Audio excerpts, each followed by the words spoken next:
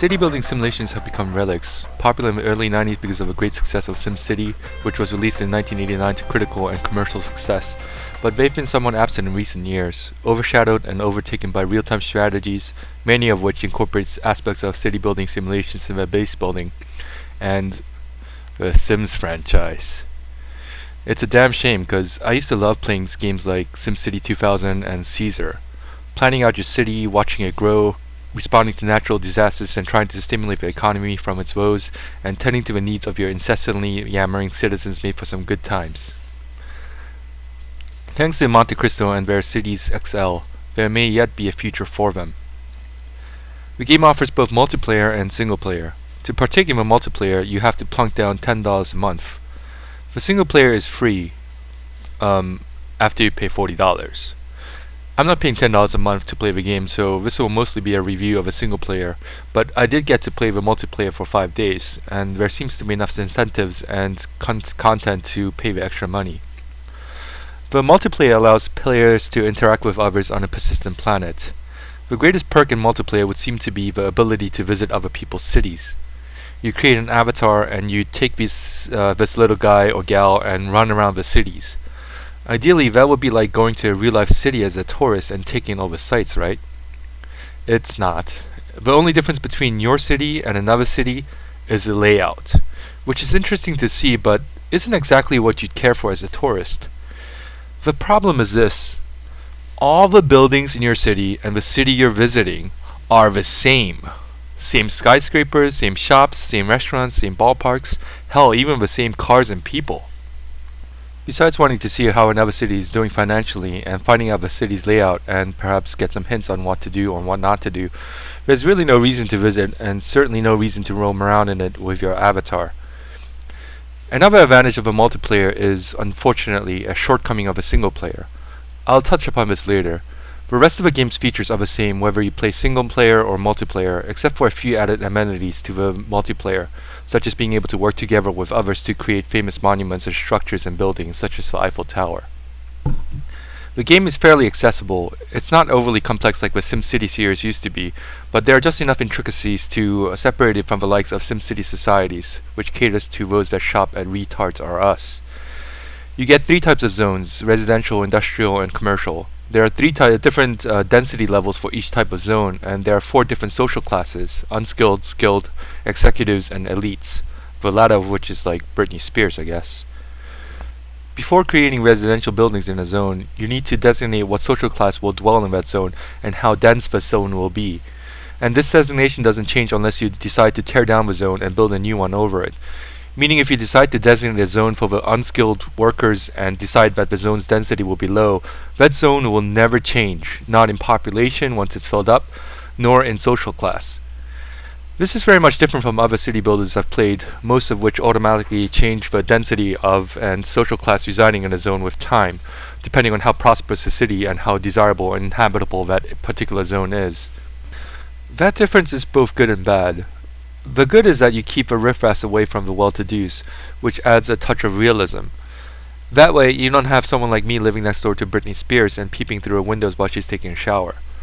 It also allows you to control the zones more in that it ensures that your layout won't change with the economy, meaning the poor zones will stay poor. The bad is that it takes away from some of the excitement in seeing your citizens thrive. And this is kind of a big deal because one of the most enjoyable things about playing city builders is seeing this type of progress, seeing the fruits of your labor visibly played out by a small zone of small shoddy houses developing into huge posh apartment complexes. It's very rewarding in knowing that your overall city architecture has directly resulted in your city being prosperous and thriving. Taking that away and replacing them with unchanging zones leaves something to be desired in the game. There are certain factors that can prevent your residential zones from prospering. For instance, if a zone receives a bad reputation, such as it being in serious need of entertainment or education, or if it's too polluted, then the zone may not fill up. But that hasn't happened when I played. Ever. The only thing that has happened is that some of the residences have left the city, but the residences get filled up again, so it's not a big consequence. It seems as long as there are roads connecting the residential zones to the city hall and there is a minimum amount of provisions, the zones will fill up and fill up quickly. The industrial and commercial zones are a bit more finicky, and they require more input from the player. Mainly, they require workers, though there are other needs as well, and different types of industry require different types of workers. And in a nice touch, different levels of density in the zones for various industries require different types and different amount of workers. For example, a less dense factory zone requires only unskilled workers. A denser factory zone requires many unskilled workers and a few skilled workers.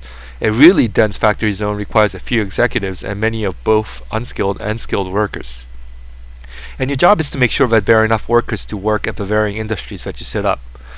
This is the main gist of a game. Set up industrial and commercial zones, set up residential zones so that these industries can hire workers and not go bankrupt for lack of workers, and make sure that all the needs of both zones are met, so ultimately you can tax them and make lots and lots of money. Some of these needs, besides the aforementioned entertainment and security and education, include providing enough food and oil and water and power and so forth. And you can harvest these natural resources yourself by setting up, say, farms and digging for oil, provided you have oil on the land. Or you can trade with neighboring cities. And this is where the single player falls flat. There's only one other city you can trade with, and there is no bargaining system for better prices. The game will tell you what resources you have available to trade, whether it be natural resources or excess number of workers, amongst others, and what resources the only city you can trade with has. And oftentimes the other city won't have the resources you need. The game should have either made available all the resources in that one city, or provided a few more neighboring cities that you can trade with. And this may make the multiplayer of the game more attractive, since you can trade with whoever else is online and has a city built on the same planet, but it's a bit of a contrivance and speaks rather poorly for the quality of a single player. Another problem I've noticed is that the game doesn't provide enough information at times. It does provide some very detailed information regarding your citizens' well-being and the profitability of your businesses and so forth.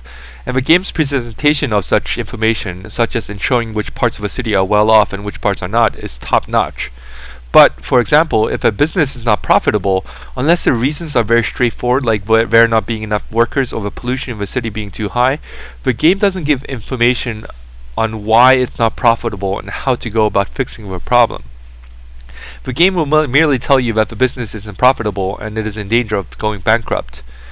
And I can speculate on why this is the case. Perhaps the citizens' level of contentment isn't high enough and thus the citizens make poor workers, but I haven't been able to find the nexus between the underlying problem and the resulting chaos. And this is another problem with the game. The game will inform me that some zones aren't happy with, say, education. But even if I build 20 schools right next to the zones, it will often continue to tell me that the zones aren't happy with education. If the zones aren't happy with entertainment, there's not much I can do to change that. I could build a coliseum next door and enslave Russell Crowe, but they still wouldn't be entertained. This apparent lack of nexus is very frustrating at times. And I haven't encountered any natural disasters, which is a shame, because seeing natural disasters and responding to them adds a level of spontaneity that games like these I feel sorely need. The game, though, is surprisingly polished. The whole game has a Google Maps feel to it, in that you can zoom out to see the whole landscape and zoom in all the way to street level. You can get in real close and see all the individual citizens and the cars. The level of detail in the game is pretty amazing. I know I listed a number of problems in the review, and I don't want to give the impression that this is a bad game. This game is a pretty solid city builder. Besides the aforementioned problems, it gets the essence of city building right in that it provides players with enough options and intricacies to keep them engaged and challenged.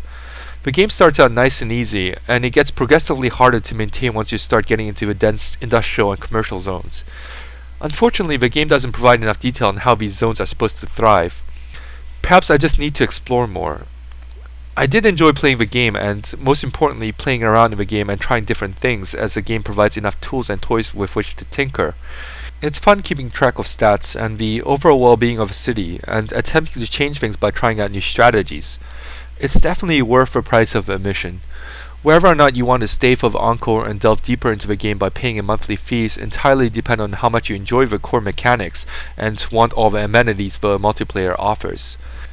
For me, it's not worth $10 a month.